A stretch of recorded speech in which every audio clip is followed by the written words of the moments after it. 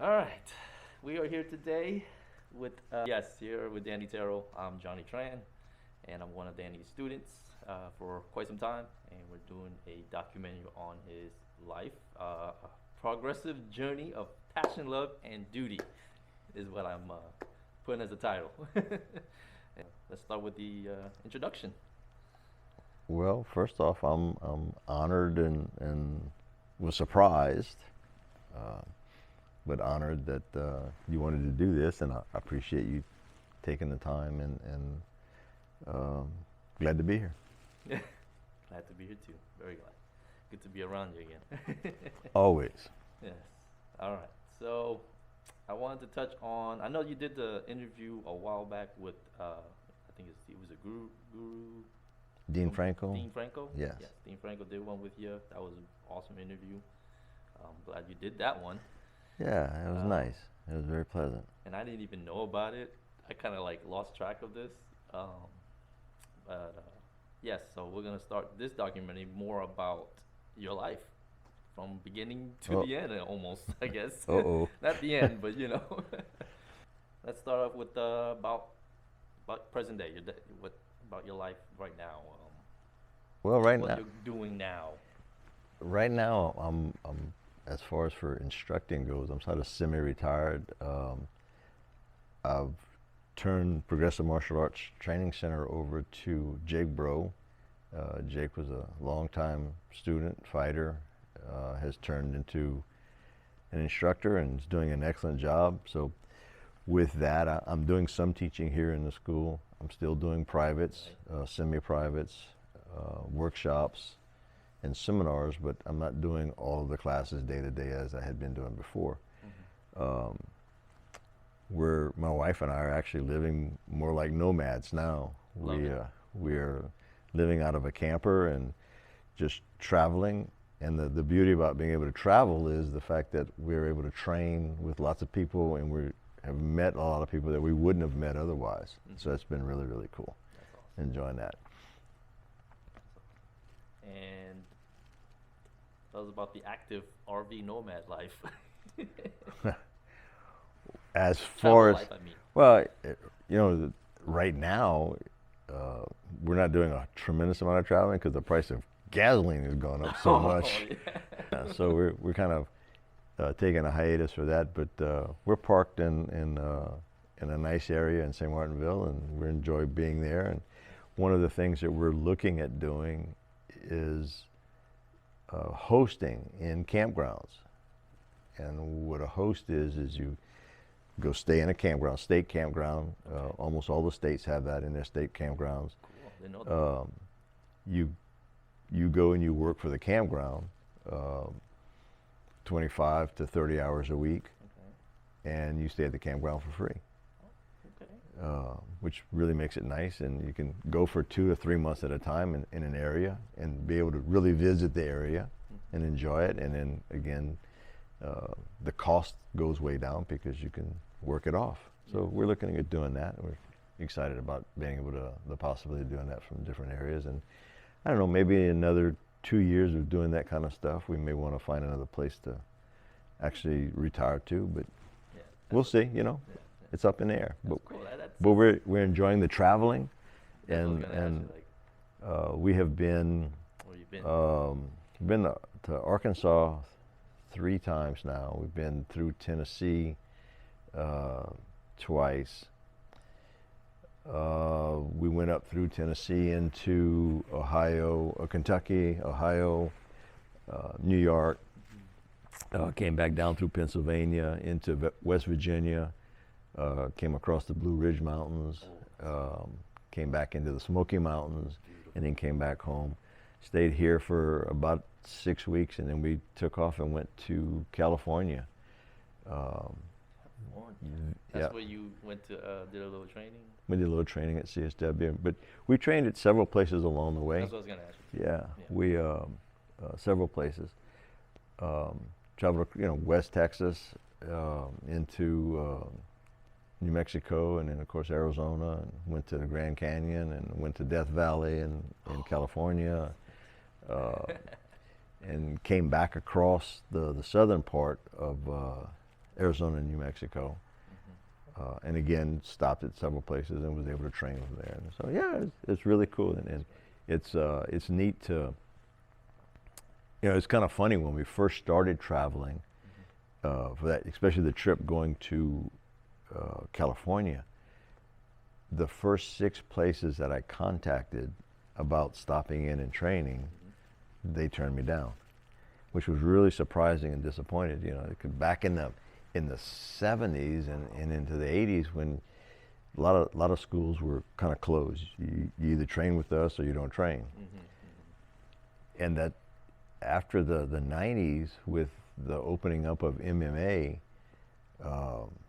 people began opening their doors and saying, yeah, come on, come train. And then all of a sudden it's like, no, we don't know you, you're not part of us, you don't train anymore. And I don't know if it was COVID related, and it may well have been because of all the COVID that was going on over the last couple of years. But it was funny, I made an appeal out on Facebook, you know. I said, man, I'm shocked at the fact that the first 6 places that I tried to go to, yeah, I noticed that. turned me down, and immediately got a tremendous response of people from all over saying, man, you're in the area, come train, come train. So that was really cool. That opened up the doors even Opened more. the doors even more, so yeah. That's awesome. Yeah, so, and That's and part of our, the travel life. yeah, yeah, the unknown. Yeah. And then we were able to stay out. We do what's called boondocking. Okay. Boondocking is if you're self-contained, you don't need to stay in a campground itself.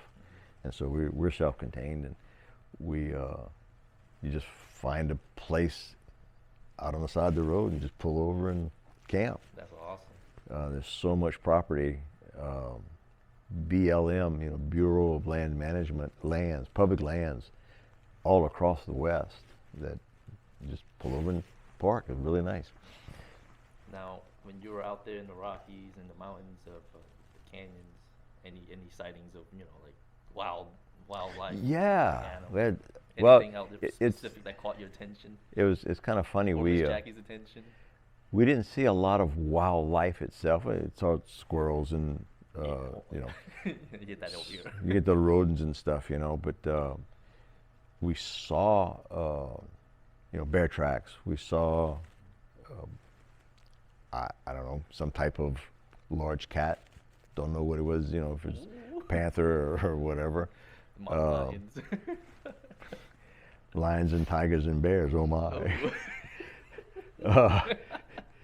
Well, when we were in, where were we? The Grand Canyon National Park.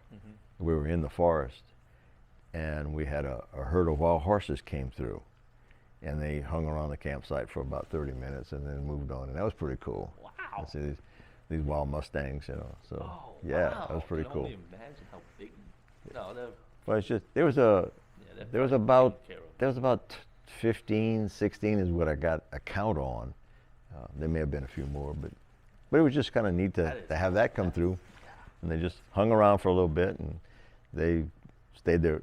They stayed away from us, but they were within stone's throw. I could take a rock and throw a rock at them, and Now you know, that's hit them. So it's pretty cool. Yeah. All right. Next, I was going to talk about your training. You know, any injuries through the years, how you cope with it, and tips for those who, you know, been injured and how to prevent injuries that can occur or reoccur. How to prevent In injuries? your present day, of course. If you Because you the go eas- through one right now. the easiest way to prevent injuries is don't train. You know we're not going to listen to it. No, I mean, you can train safely, but if you're gonna train for being practical and to be realistic in what you're going to be able to do, then you're going to have to bang some, and so there's always a possibility of getting, you know, busted lips and black eyes and bruises and stuff, but broken toes and dislocated toes. You're basically describing all your injuries. There's always a possibility of those things happening, you know. Yeah, I've had my share of injuries. through training, and there's through other things in life. We'll get to that you know, part later. We'll get to that You part know, later. so the biggest thing is that train as safely as you can. Especially when you're learning something new, take your time, go slow, feel the body mechanics, feel the positionings, and then when you can do it correctly, then begin to slowly speed up. As you are able to get it to full speed, then start adding more pressure to it. And then after that, you got to kind of bang. You got to get with someone who's willing to punch and kick at you, and go from there. All right. All right. Those that are closest to you know that you're an individual who seeks constant refinement of oneself in your martial arts. But does that apply outside of your martial arts in your daily life also? Well, certainly. You know, I am not the same person today as who I was when I was 40 years old.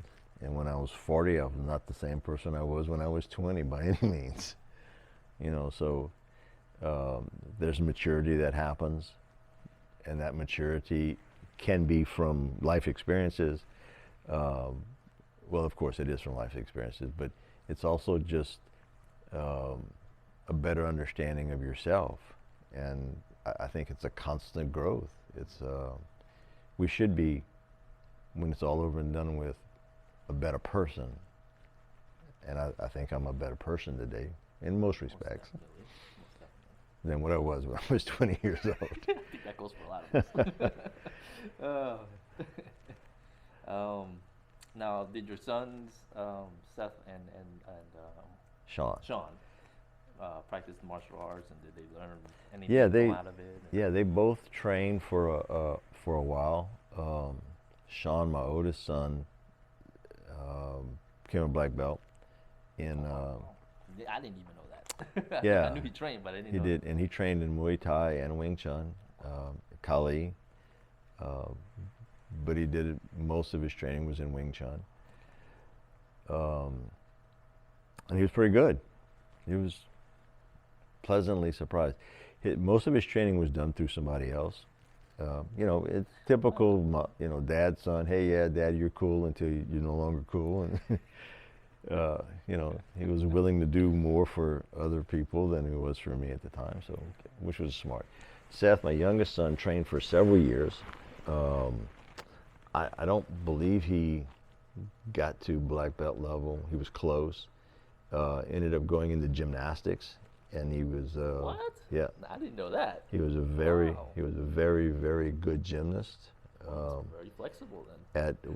Well, flexible and strong. At one point, he was seeded third in the state of Louisiana as a gymnast. Good Yeah, for him. he was very, very good. Yeah. And then he had a renal problem, which gave him a lot of problems, and he ended up having to quit doing gymnastics and most physical activity for a while. Wow. Fortunately, he's gotten beyond that, Okay. and he's doing well as an adult now. But Yeah, that's good. yeah, he was both of my sons were quite athletic. One was more so than the other, but they were both. If they set their mind to it, they could do whatever it is that they wanted to do. So, kind of proud of that. That's great. That's great to hear. That's great to hear. And they're all living outside of the state of Louisiana. Yeah. From what I remember talking Seth lives in Rhode Island, Okay. and Sean lives in Texas. Now, since you had several career paths, did any of your sons follow suit on their own career that was similar to yours? Initially, no, but yeah, my youngest son, Seth, ended up going into the automobile business, automobile service. Service, yep. And he is presently, I'm not sure. Presently, I think he's a service manager for a Nissan dealership. Wonderful. That's great. In that area. One of the toughest positions to get. Yeah, and he's done well, which I was. Because Once they surprise. They're in there. Those Yeah. guys don't leave. Yeah. Those So guys just don't leave unless they're, and once they get laid he off. seems to be doing quite well. So, Yeah. and then my other son Sean got into electronics and computers and computer programming, and then microsystem controls, lasers, and he's kind of doing that in that realm. Wow. Yep. All right. Hold on here. Are there any mistakes made that you wish not to have done with your sons as they were getting older and moving out on their own? I'm sure I made lots of mistakes. I think, yeah, probably. I wish I had spent more time with them when they were younger. Really? Certainly. I always thought you did. I'm sorry. Well, I tried to, but there were also times that work just gets in the way, or my drive and passion for the martial arts. Mm-hmm. I traveled a lot, so there were a lot of times that I wasn't there, and so yeah, I think that's the biggest thing, and that's the thing that you can never give back is time. Yeah. And I'm sure that I've made mistakes in decisions, in the way that I handled certain things that they did or didn't do, but I think overall, But they love you. I hope so. And if you do things with love and with compassion, with what was the motive, I think it'll be okay. Did I make mistakes? Yeah, I'm sure I did. I'm sure they can forgive the dad. I hope so. Yeah. Yeah. It takes a lot though. But yeah. Anything you wish you could have done more of in your lifetime? Anything you would have want to do again, maybe, or anything like you've done in your life? Well, there's lots of things that I've done that I've really enjoyed, but I've always been sort of, once I cross that bridge, I leave the bridge there and continue on. I am who I am because of the things that I've gone through and the experiences that I've had, good and bad. Wisdom comes from making lots of mistakes. You gotta learn from it too, right? And so, learn from it, yeah, I think if there's anything I wanted to do that I've done before, is to travel, and we're going to do that again. I was very, very fortunate as a young man. My parents had us travel, so we traveled throughout the United States. Yeah. I've traveled to 34 different countries outside of the United States. Beat me. And some of it was good, but, so being able to travel and meet people, I think that's the number one. Move on to the next subject. Is going to be about the martial arts journey and Progressive Martial Arts Training Center, or IMS now, Integrated Martial Systems. So tell us on your beginning. When did you get involved with the martial arts? And I'm sure you mentioned some of that portion on the other interview. But on this interview. I started boxing when I was 11, and my mom did not want to box at all, at all. And I got into this is it. Most moms don't want their sons and daughters Yeah, to hurt. probably. No, yeah, oh yeah. I Exactly. see that right now with the kids. When we have kids in here, their moms are going. So, I had a brother that was on the autism spectrum, and he got picked on a lot when he was young. A young brother? And an older brother. Older brother, sorry. And he got picked on a lot, and we grew up.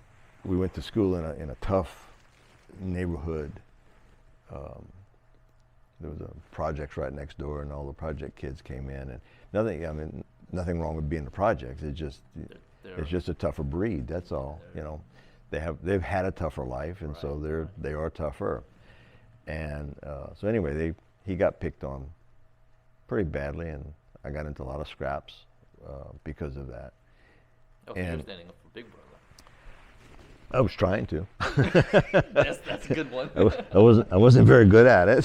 Hey, you had more heart than you would have expected. And you know, it got to the point where, you know, I didn't know how to defend myself. I didn't know how to fight. So I said, yeah, I want to take boxing. And I had several other kids that were there that were in boxing, and said, you know, I'd like to be able to box. And my mom, no, absolutely not. And my dad was, why would you want to do that? There's no reason to fight. But did they know that you know, you're oh yeah, and you were trying to defend them? And I said, so anyway, they finally allowed me to go to boxing. So I started boxing when I was 11, and I wasn't very good. I was. I wanted to do everything now. For that moment in time. Well, for that moment in time, and I wanted to have the skills now. Right. And being that type of personality, I wasn't really good at taking direction. So I wasn't the best. Interesting. I wasn't the best student by any means. So yeah, coaches tried to coach me, and I was like, nah. You were hard-headed. I was hard-headed, very much so. Hey, it's good to know that. And oh, very much so.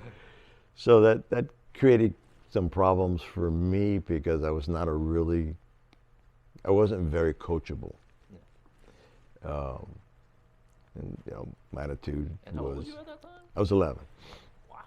I was thinking more like 15 or something. No, I was picked on and you were trying to help. No, I was 11, and this is like grammar school, like so middle school. Yeah, grammar school. So I was, anyway, I went in and started doing boxing. As a matter of fact, I have one of a young man at the time that was a couple years younger than me. He was 9, and he was in boxing already.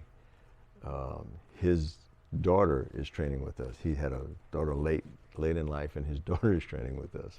And so we've been sort of reminiscing on some of the stuff. And he said, yeah, I remember you. You and I fought a couple times. I said, yeah. He said, yeah, I beat you every time. No, that's the truth, many times. Okay. I mean, I admit it. So anyway, from there, I continued to box.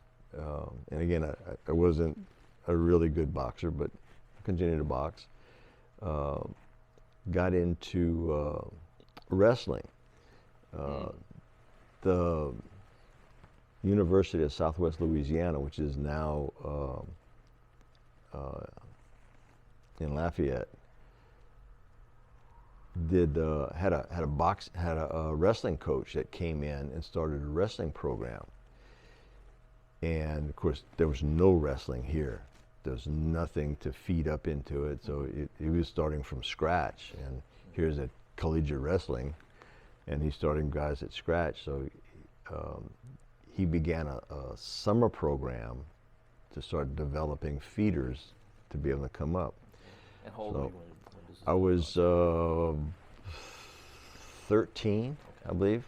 I remember right, 13. About 2 years after I started boxing. Just jumping into the teens now. So my dad brought me to during the summer for their summer program. He ran a camp. That's nice. At least he helped you on this one. Yeah. He didn't help you on the boxing one. Didn't want me to box, but on the wrestling, he said, yeah, I can go wrestle. That's good. So I went, and I can't remember the guy's name, but anyway, I did the camp for 2 years during the summer, and there was no other wrestling in schools or anything. There were clubs. This was in New Iberia.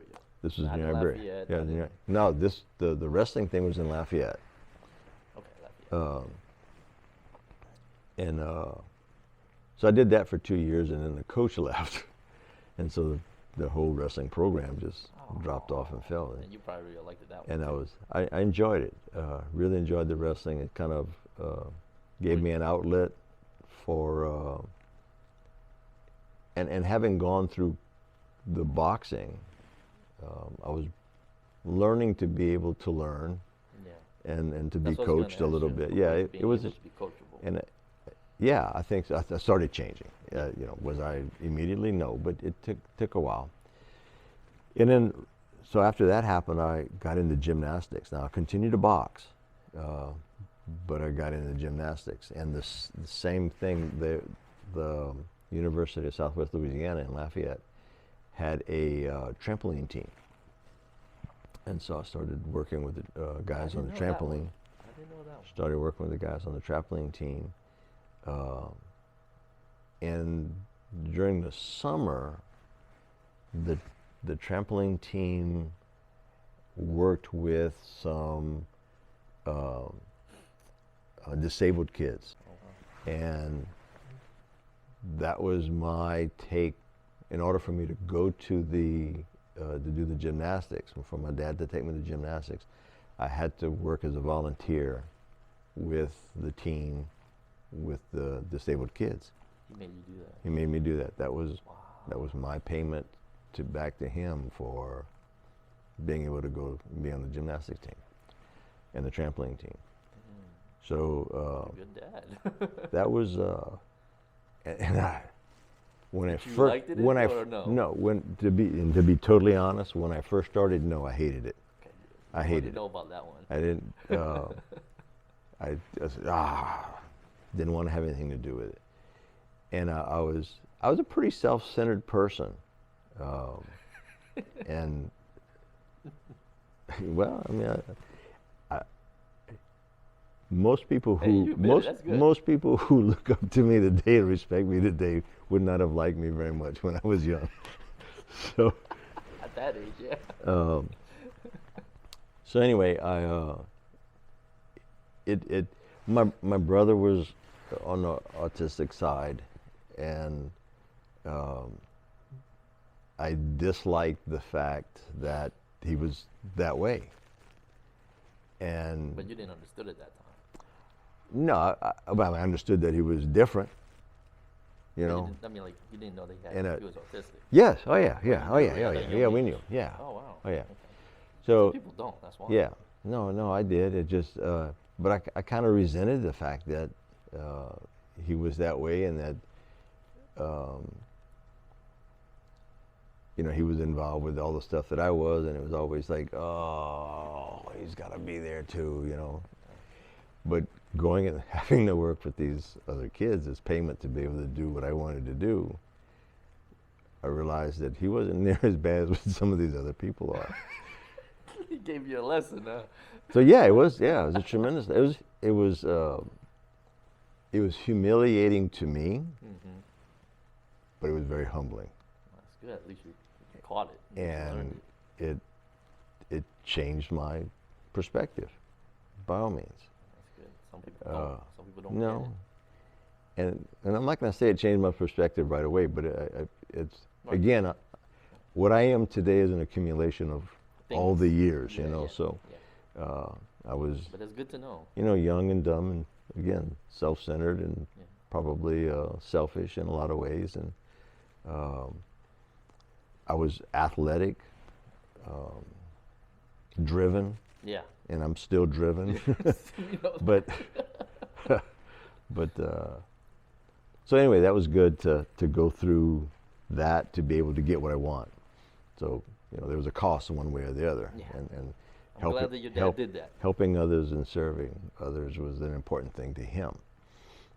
Glad that he gave you that lesson. And yeah, and you know, I looked up to my father, and but there were times I didn't like him very much. I'm sure there were times he didn't like me very much either. So goes both ways, right? Absolutely. So anyway, did 2 years of gymnastics, and having to work with the disabled kids, or and then what did I do after that?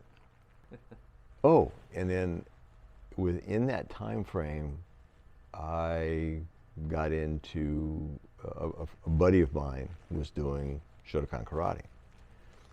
So I was gonna say that. Who your teachers and all that. So ask you that. I ended up going to a class with him, and wasn't able to train. You sit on the side and watch. Don't train with anybody unless you're part of the group, you know, and you're not part of the group. So sat and watched. Went 2 or 3 times. No parents was there, or your dad and mom there? Or? No, just went with a buddy of mine. This is how old? And I was, Roundabout. I'm gonna say 14. Okay. So right after wrestling.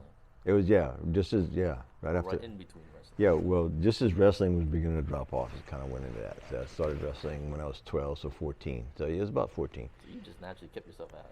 Yeah, I did. In physical shape. Well, with that aspect, yeah.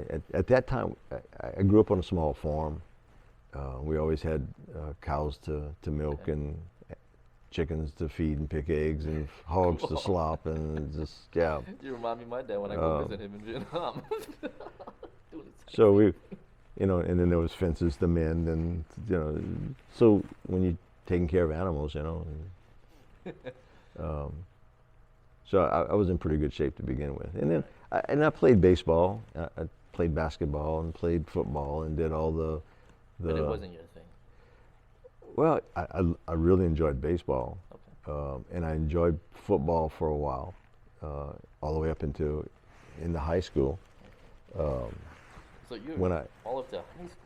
So that means you're going in between wrestling. Oh yeah, all that? yeah. Wow. Yeah, I was, yeah. Go ahead, parents. And they, Good. yeah, they did a lot That's good. to keep me busy, because I probably would have gotten in trouble badly if they had not kept me busy. So they were smart in that regard, I believe. Yeah, you would have probably went the other road. Those roads that you don't want to go on. Yeah, yeah. Yeah, my mom said that I was, I took everything as being wonderful and joyful, and not everything is wonderful and joyful. And then I always got in trouble with the wonderful and the not so joyful after that. So, well, with the teacher at the Shotokan. Oh yeah, so going back to that, I can wander off It's to. okay. It's gonna happen. So anyway, I went, I had 2, 3, maybe 4 times, and, you know, was talking to my parents about being able to train, and said, yeah, okay, we'll let you do Shotokan. So, and I don't remember the specifics of how we started, and I don't even remember where we were. We had went to a couple of different facilities, and they were small. It wasn't really big, probably about the size of a garage or something. Okay. So it's not like a real dojo. Well, Paid, building. at one point we were in a garage, Okay. and then we were in a building. And for whatever reason or another, I don't remember where it was or why or whatever, but anyway, Ernie Fournette was the instructor. Ernie Fournette. Is he teaching still? No, I don't even know if Ernie's still alive. Oh, well, yeah, this is. And he may well be. I 15, just don't remember. After I left there, we no longer stayed in touch. Ernie was at the time. He worked for the state police, and he was a state police self-defense tactics instructor. He had been in the National Guard and had become a ranger, Army Ranger. And his take on training, we didn't do lots of katas. We did a lot of sparring. We did some katas. And Shotokan is historically is done with katas. You do lots of kata training. And Ernie just called it air dancing. He said, guys, we can air dance, or you can learn to fight. I like that, the air dance. And I mean, we would do some kata. And I think Shotokan has. It's like a new word for me now, air dance. I think Shotokan has 26 different katas. Oh, by the time you go through everything that they have, you know, and a lot of them, they repeat things. You know, the human body can only move so many ways, and so there's lots of different. I don't know. Some of those gymnastics people can move. Well, so yeah, but you can still only eventually you can only still move so much. I know what you mean. So, you know, his thing was, okay, here's this kata, good. Okay, we played those, and I couldn't even remember how to do any of them now. But his thing was, we would do drills, very similar to what I do with you guys. Yeah. We're going to get together and we're going to work this combination, and we're going to punch and kick and knee and elbow, and we'll go through these drills. Here's a takedown. Here's how do you get back up to your feet. We did that, played around with those, and then we fought, sparred, banged. And then he would say, okay, you see that move you just did right there? Yeah, now go find that in your kata. And I really appreciate that today. Back then, it didn't really matter. I appreciate it today because now I can look at what someone else is doing and move. And then I can look at them, go do your kata, and I will show you in your kata what you just got finished doing. And a lot of people can't do that. You know, I mean, that's true. A lot of people can't. In the karate system, they talk about the bunkai, which is the application of the different moves in kata, and a lot of people can't do it because they haven't been taught to do that. Well, I didn't really learn all the katas, but I learned to fight, and I learned to look at where's that movement, that technique, where is it within the movements of your kata. So I appreciated learning off of that. And then from there, I graduated from high school, and of course, I played. We were asking about football. I played football all the way up until my senior year, and baseball too. I played baseball up until my sophomore year. Oh, so you were getting ready to go to college. And then, I mean, well, and I ran track. I ran track from the time I was in the 7th grade. Man, they kept you busy. I had. Damn, you played every sport in school. It's a good thing that they did. Did I ran. You play piano too? No, I didn't play piano. I never did music. I was just joking. I never. You know, it's funny. Activities. It's funny. I had friends that played music, and it's just something that just never interested me. Just never had. I had a really good. My closest friend played guitar, and he was in a band and a guitar, and man, he said, "Man, let me help you learn." Totally uninterested in anything to do with music. I think I had shown some interest once or twice because of friends knew how to play the piano, and I didn't know how to play the piano, and said, "Oh, can I learn how to play the piano?" And said, "When are you going to learn? You're going to have to sit there and do." No, I'm not going to do that. And my parents both knew that I wouldn't. I didn't have the ability to sit. And today, I probably would have been diagnosed as being ADD or ADHD or something like that. And I'm still that way. If someone sits down and I have to talk to them, or someone is going to preach to me or lecture to me, after 5 minutes, I'm gone. Yeah. You start losing your patience. Let's do something. So anyway. So I was going to ask you about your Shotokan. Did you at least know what rank you were at when you finished off? Yeah, I got a black belt. I was awarded a black belt. Cool. But you never knew all the katas. I never knew all the katas. No. But you got a black belt. But I could fight. I could hit. There you I go. could punch and kick and knee. So we spent more time doing that.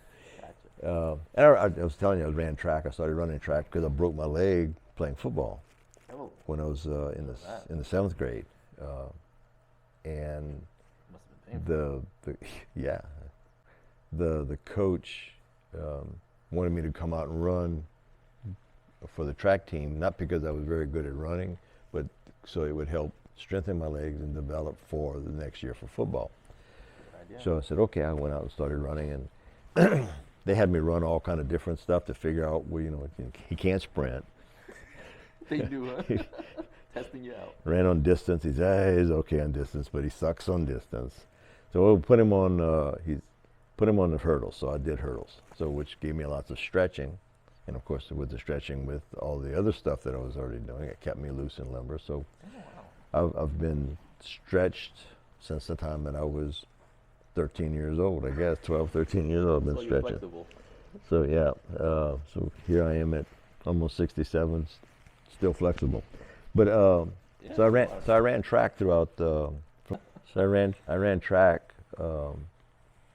from the time I was in the 7th grade until I graduated from high school, and set a high school record, which still stands today, from my understanding. Is that's pretty impressive. Yeah, very.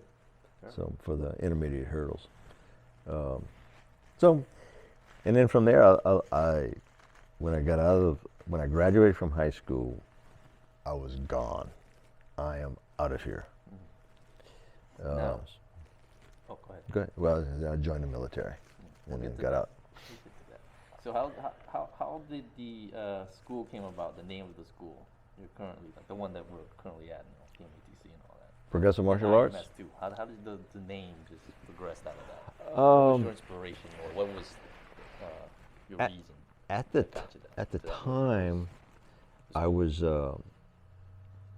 teaching Wing Chun, Muay Thai, Kali, and a little bit of wrestling. So I was teaching all of those things, and so I wasn't a Chinese school. I wasn't a Muay Thai school. I wasn't a Pekiti-Tirsia Kali Academy or anything. Right. You know, so I was doing all of these things, and at the time, that was pretty progressive. Okay. And when trying to come up with a name, you know, people say, "Yeah, you use your own name," and you know, and I said, "Well, I didn't want to use my name. I wanted." Because it's funny at the time, even though I was teaching, and there was a major dichotomy with me, was that I didn't want people to know that I was teaching. Mm-hmm. Those people that knew me, most of them probably didn't know that I had been doing this most of my life, other than those that were really close to me. Even some of those that were really close to me didn't know that I did a lot of stuff. So, now that's interesting. And then part of it was that. But your wife knew. Well, yeah, absolutely. But you and Ms. Jackie weren't together yet, huh? Yes. Oh, yes. When I did start progressive martial arts, when yeah. Did you guys meet? Sorry, I'm going off track now. We're supposed to talk about martial arts. You was in high school, sweetheart? So no. I met Jackie. I had a friend of mine, a lady friend of mine, that I had gone through from junior high through high school with, that knew that I was working on automobiles at the time. Called me and said her roommate was having trouble with her car. Said, "Would you mind coming and take a look at it?" And that's how I met her. You were a mechanic? Yeah, I was working as I was working for Hub City Ford Truck Center in Lafayette. At that time, I was 23. I was out of the military. We're jumping sidetrack right now. That's okay. That's okay. We can come back to that. Yeah, we'll come back to but that. If you want to go back to progressive martial arts. Yeah, Anyway, I was trying to come up with a name that sort of allowed me to incorporate everything because of what I do. And I didn't want to have my name in the name. Okay. For most schools do, though. You know, there's nothing wrong with it. No, but I had for two reasons, or maybe a couple of reasons. But the first two that was most important to me was that I didn't necessarily want everybody to know who knew me to know that I was doing martial arts.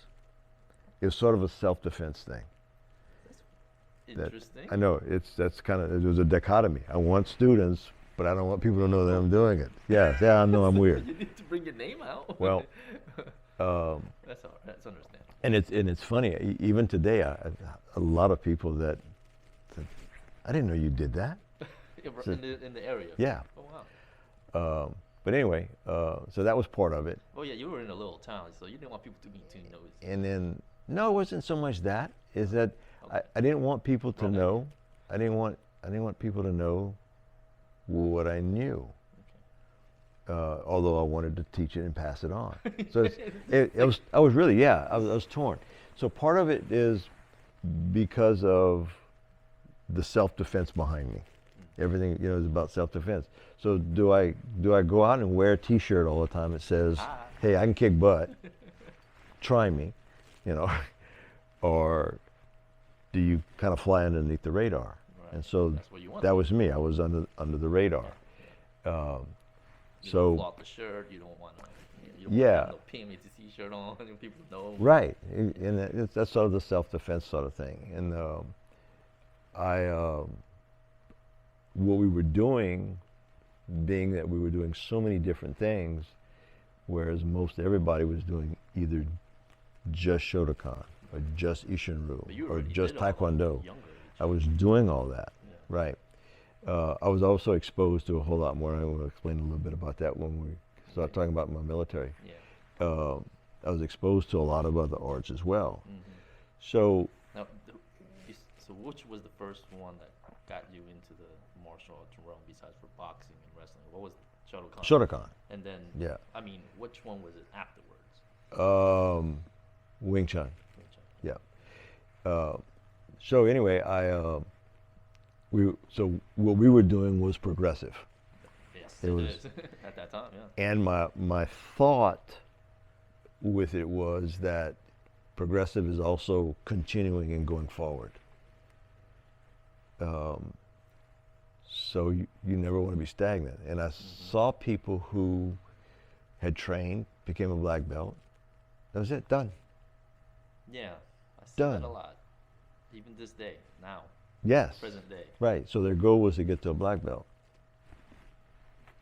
So now you just so it was in a passing. None of those people that No. Absolutely, that's their goal. There's nothing wrong with that. But for me, it was more than that, right? And on the deep end of it, Johnny, if it wasn't for the martial arts, I'll probably get emotional with it. I get emotional too when I get into the sports thing too. I would probably be dead today or in jail. I really believe that. So, it was a changing of my life, So, to me, it was progressive, and again, it's about bettering yourself and constantly improving. And so, the progressive part was, we're progressive because we're doing so much other stuff, and it's ongoing, constantly moving forward. So hence progressive martial arts. And my goal was not to have a school, but to have a center where all of these arts could come together and train. That's awesome. And hence the Progressive Martial Arts Training Center.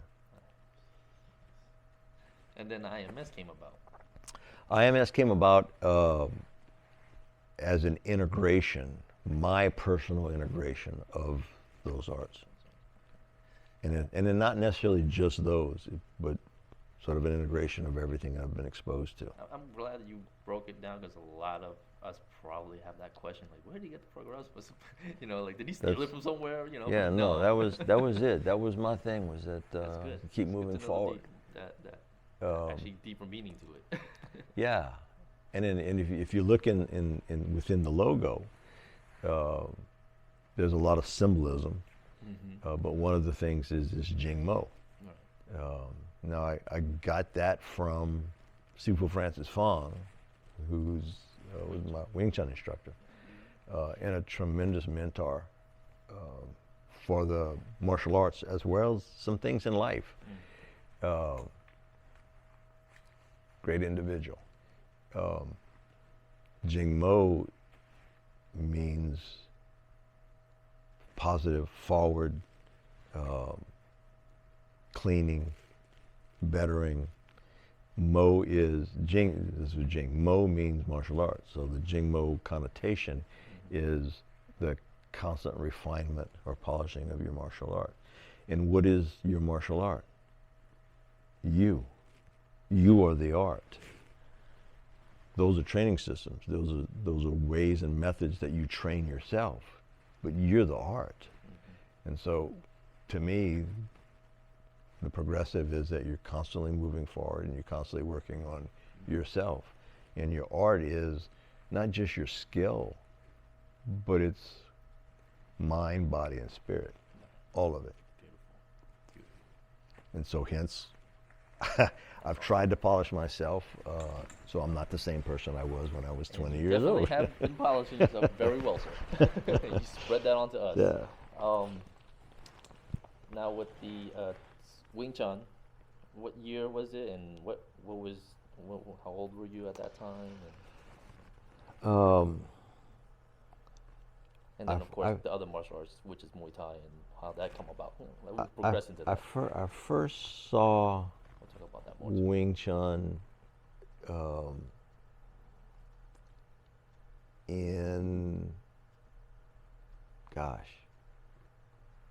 I was in the military at the time. You were still in the military with Wing Chun? Yeah. No. When I first saw it. Oh. When I first saw it. I was exposed to it. I wasn't training it. Okay. I was exposed to it. So Kung Fu at that time. Yeah, and then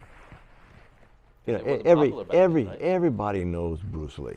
You know, when you talk about the martial arts and stuff, anybody that's in the martial arts has known or heard of Bruce Lee. You know, and so I saw some of the stuff that he did, but I wasn't enthralled with him because I looked at what he was doing. Where was he doing it? Yeah. He was doing it in a movie. He was doing it on television shows. Yeah. So I wasn't enthralled with him as far as that goes because it was a movie. Mm-hmm. Acting at that time. Yeah, and it yes, because he was acting. Okay. I knew the difference even at that age that what you see on television isn't always real. Right. So I just sort of blew it off on that. It's almost like WWF back then. Yeah, well, yeah. So we anyway. I loved it though.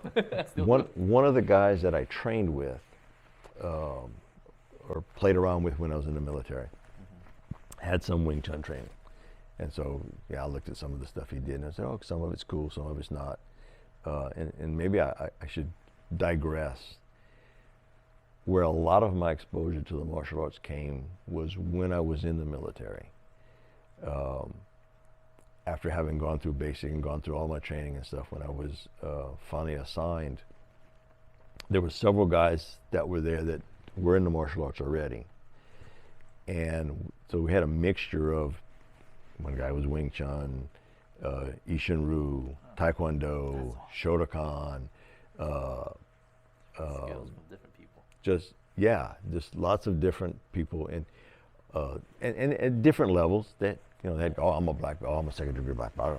You had the boxing and the wrestling. And I had boxing, I had a little bit of wrestling, I had the Shotokan. So the fact that I had the perspective of Shotokan, the perspective of boxing, and how do I use those things together? And then when I was getting my butt whipped, I had wrestling. I could take you down. And you already did it before MMA even existed. Well, no. Other people had done it already too. They just didn't call it MMA at the time. Right. That's what I meant. For the word. And then there was a lot of guys that came out of the Midwest. Well, what's in Midwest? Across the central part of the states and into the Midwest is wrestling. Really? That's wrestling country. I didn't even know that. So they had from I was gonna Ohio, Indiana, all of that. That's big wrestling country. Now, their practice in wrestling, is it Greco-Roman wrestling, or is it just a wrestling that's just... Well, collegiate wrestling, yeah. some Grecos, but most of it's collegiate style.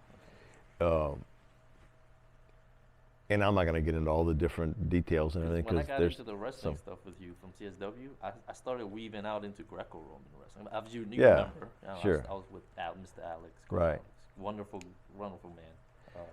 But yes, that's So, interesting. as soon as I started taking guys down, then the wrestlers came over and it was like, oh, you want to wrestle? Let's wrestle.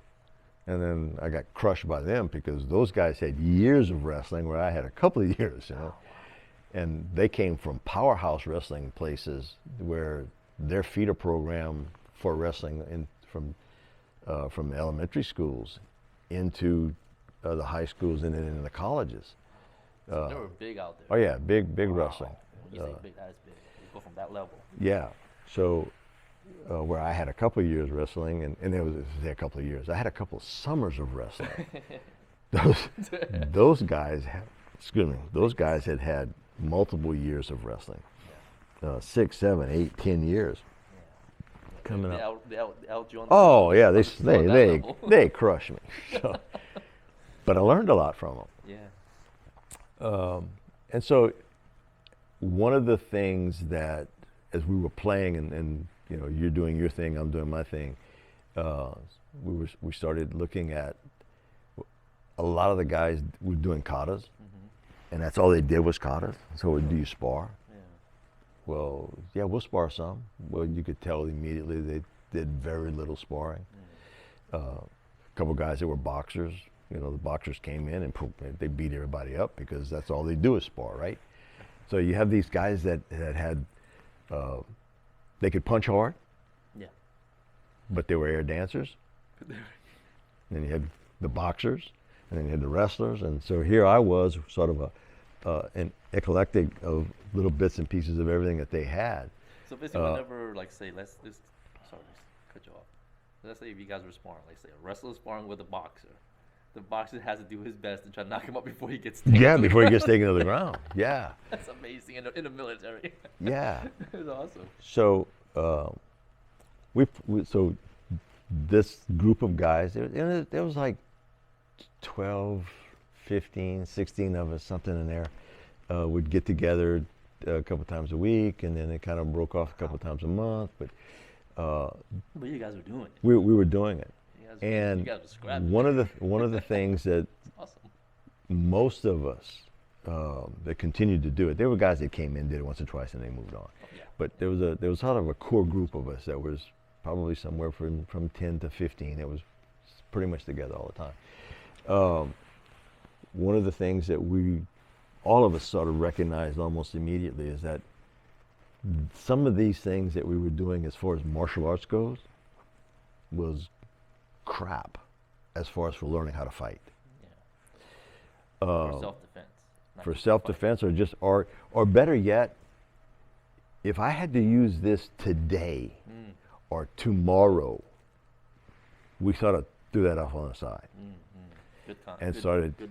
Good way of thinking. We need to use this. The potential for us to be able to use this in the military is next week.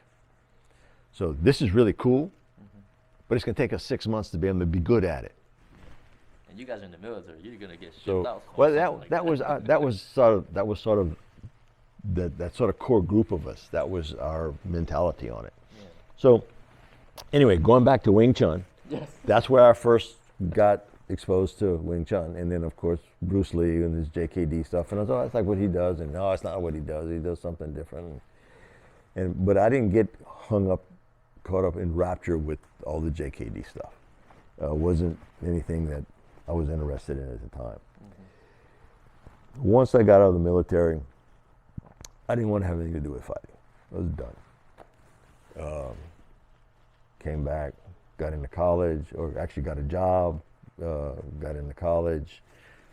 Job hours changed after about 6 months, and couldn't do the job and go to college, so I dropped out of college and ended up going to trade school. Oh,